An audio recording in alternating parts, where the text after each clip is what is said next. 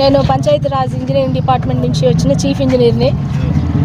So deputy CM గారి, మన గౌరవ డిప్యూటీ సీఎం గారి వల్ల నిజంగా మేము మా డిపార్ట్మెంట్ నిజంగా చాలా అభివృద్ధి పథంలో నడుస్తూ ఉంది. ఎన్ఆర్ఈజీఎస్ వర్క్స్ అయితేనేమి, తర్వాత PM JANMAN, PMGSY, NABARD works, తర్వాత అడవి తల్లి బాట, ఏజెన్సీ ఏరియాస్లో కూడా చాలా డెవలప్మెంట్స్ జరిగాయి సార్ వచ్చినటువంటి కొద్ది కాలంలోనే.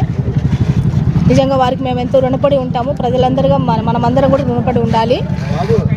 సో మరి ముఖ్యంగా ఈ ఏలేశ్వరంలో చూసినట్లయితే ఏలేశ్వరం యొక్క కాన్స్టెన్సీకి, జగ్గంపేట కాన్స్టెన్సీకి ప్రధానమైనటువంటి కనెక్టివిటీ ఉన్నటువంటి బ్రిడ్జిని చూసిన తర్వాత నాకు కూడా చాలా మరి హృదయం కలిసివేసింది. ప్రజలు మరి ఎంతగా ఇబ్బంది పడుతూ ఉన్నారో, ఒక గంట కూడా లేను నేను, అప్పటికే నాకు చాలా కష్టం అయిపోయింది. కానీ మీరు ఇక్కడ ఉండి నివాసం చేస్తున్న ప్రజలకి చాలా కఠినమైనటువంటి పరిస్థితి ఇది.